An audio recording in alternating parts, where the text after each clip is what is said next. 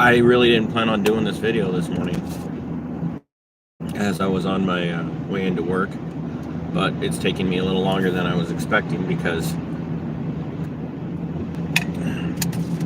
everybody's driving like idiots because it's the second noticeable amount of snow to fall in Minnesota for the season, and nobody in this area of Minnesota that drives around here apparently is from Minnesota. I don't know. So yeah, people are driving like idiots and passing in incredibly slick areas. But yeah, anyway, what if I told you, right?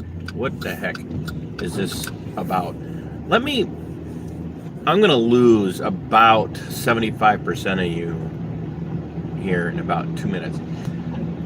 And by the way, my fundraiser for Dana Stevens is still going on. If you didn't catch my video with Andrew Isker last night, the parameters of it have gotten wider. And anyone who heads over to Dana's Give, Send, Go account, fund for a probate attorney fund, link will be in this video description here in a little bit. Anybody who goes over there and between now and January, the end of January, gives $100 or more gets a $15 credit to anything in my merch category. So please head over to Dana's Give, Send, Go and or buy something from me and help me kick in 15% of my proceeds to her, one way or the other. You end up helping somebody, and Dana is the recipient of it. But anyway, so what if I told you, and that is today's Drive Time Dialectic, right?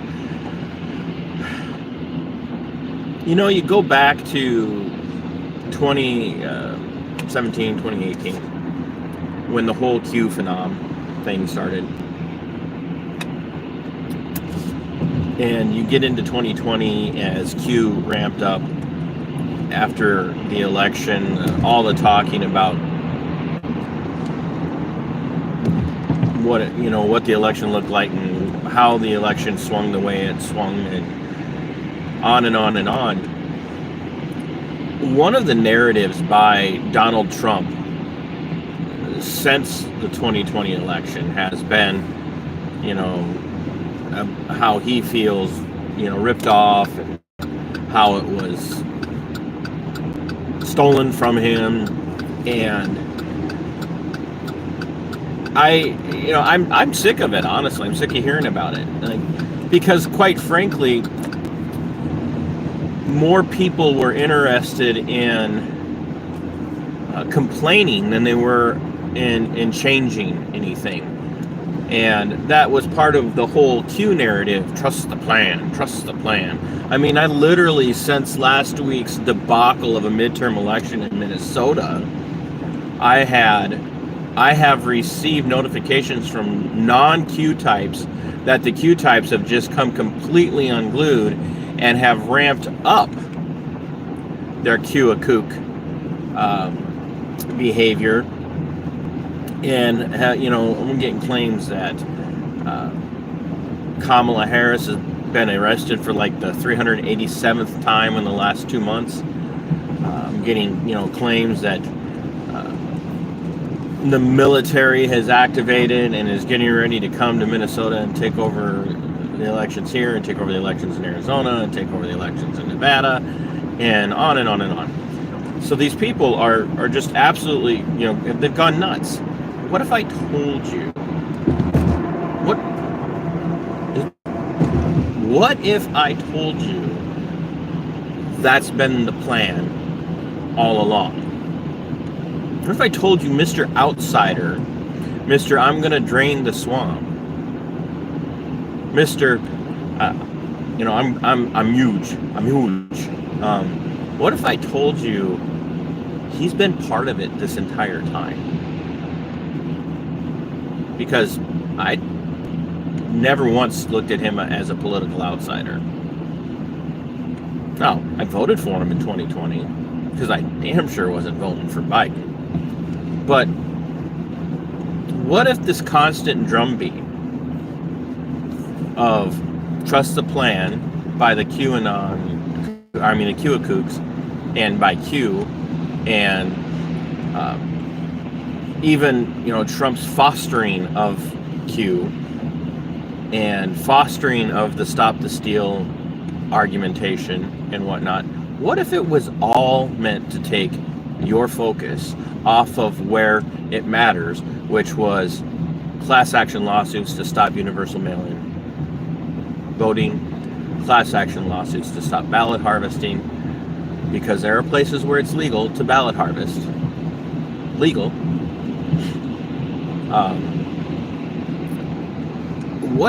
What if it's all been a shell game, folks? I don't trust Trump. I don't know, many of you do, and I know that a lot of you are going to get real mad at me for saying this, but he's not an outsider. Donald Trump's not an outsider. There's no such thing as a billionaire outsider, okay? None. Elon Musk, not an outsider. Not like Elon Musk made all of his money off of the state, folks, off the state. Elon Musk was providing internet service to the Ukraine so that not only that the people could do things, but so that their government could communicate with our government. Okay? I mean, Elon Musk, not an outsider. There's no such thing as a billionaire outsider. They're all part of the same cabal. All of them. And it's not unheard of that they would throw one another under the bus for political expediency and power grabs. Okay? But why? Why is it so hard for people to admit that the Donald isn't an outsider? Why? Why do you guys have such a hard time with that? And why does everybody think that he's the reason why this is all going to get saved, all going to get rescued? Huh? I'm telling you, the more he harps on 2020, the more it looks like he's trying to take your focus off of what matters. Like, Minnesota's a really good example. The entire state's red. When you look at the voting blocks in Minnesota, the entire state is red except for some highly densely populated urban areas that went, deeply blue, like deep blue, like deeper than IBM blue. All right. But we didn't see this sweeping, rousing, trouncing at the local level in Minnesota either of MAGA types, however you want to say it. MAGA type Republicans didn't sweep a bunch of seats.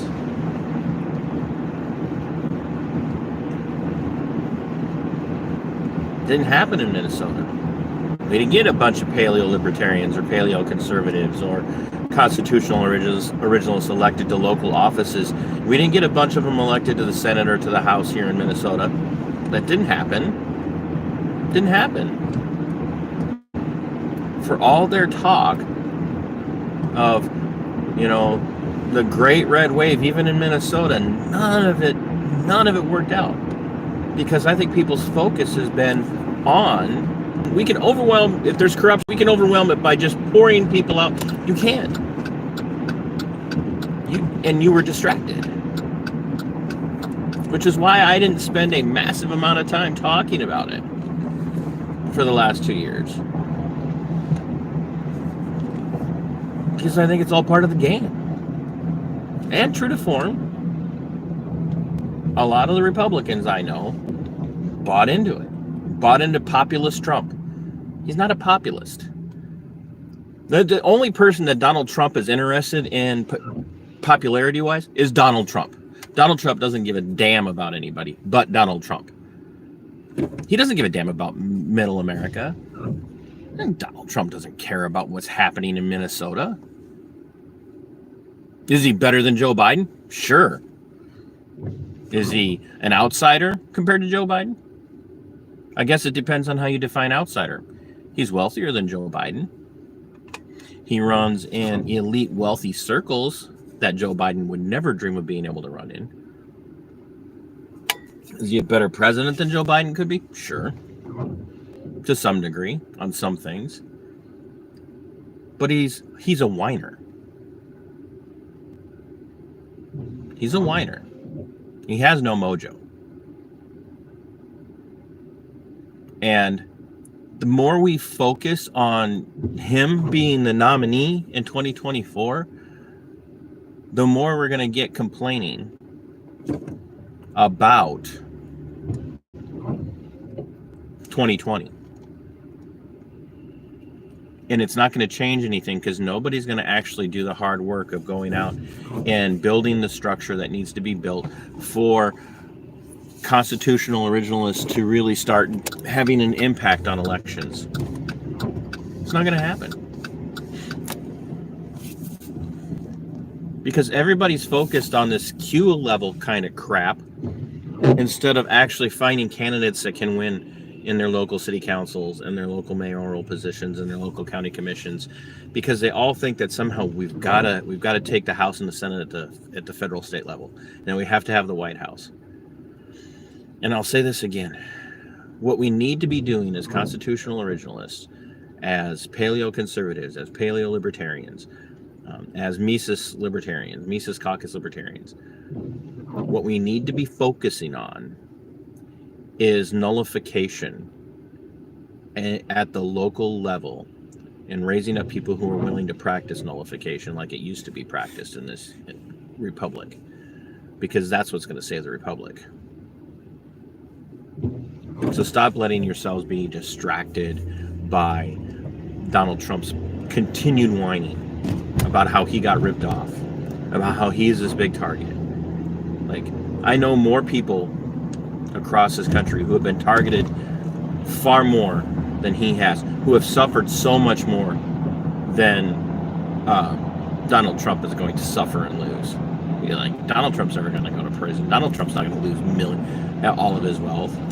But there are small unknown people across even the state of Minnesota who have been targeted and are going to lose everything. And Donald Trump is never going to do a damn thing for them. Just like Scott Jensen was never going to do a damn thing for any of the people he claimed to represent if he won. And I've lost all my viewers. So I'm probably going to lose all my subscribers by the end of the day as well. So what if I told you? Right? What if? I might be wrong, but what if? Until next time, my friends, fight for your liberty. It's yours. Fight for your freedom. It belongs to you. And Sic Semper Tyrannis.